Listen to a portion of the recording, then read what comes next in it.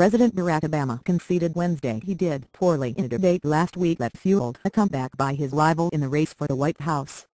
Mitt Romney barnstormed battle around Ohio and pledged I'm not going to raise taxes on anyone in a new commercial. A perennial campaign issue flared unexpectedly as Romney reaffirmed he is running as a pro-life candidate and I'll be a pro-life president. He spoke one day after saying in an interview he was not aware of any abortion-related legislation that would become part of his agenda if he wins the White. Thank you for trying verbose. This recording will go away once the product has been purchased. House Romney and Obama maneuvered in a race with 27 days to run as Vice President Joe Biden and Republican running mate Paul Ryan look ahead to their only debate, set for Thursday night in Danville, KY. Whatever the impact of the Biden-Ryan encounter, last week's presidential debate boosted Romney in the polls nationally and in Ohio and other battleground states, to the point that Obama was still struggling to explain the performance. Even his aides and supporters say what subpar. Governor Romney had a good night. I had a bad. Thank you for trying verbose.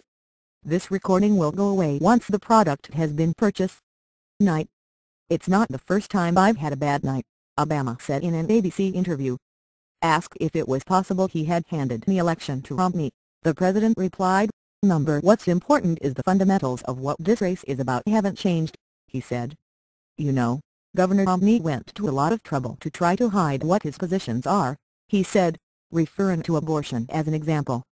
Despite the presidential display of confidence, public opinion polls suggested the impact of last week's debate was thank you for trying verbose. This recording will go away once the product has been purchased. To wipe out most, if not all, of the gains Obama made following both parties' national conventions and the emergence in late summer of a videotape in which Romney spoke dismissively of 47% of Americans whom he said pay no income taxes. They feel as if they are victims, he said, adding they don't take personal responsibilities for their lives. Eager to capitalize on his newfound momentum, Romney told a factory audience in Ohio during the day, My whole passion is about helping the American people who are struggling right now. The president says he's thank you for trying verbose. This recording will go away once the product has been purchased. For the middle class. How have they done under his presidency? Not so well. The Republican challenger's new television commercial was an appeal to voters' pocketbooks, and also a rebuttal to Obama's claim that Romney had a plan to cut taxes by $5 trillion on the wealthy that would mean higher taxes for the middle class. The president would prefer raising taxes, Romney is shown saying in an exchange from last week's debate. I'm not going to raise taxes on anyone. My priority is putting people back to work in America. Thank you for trying verbose.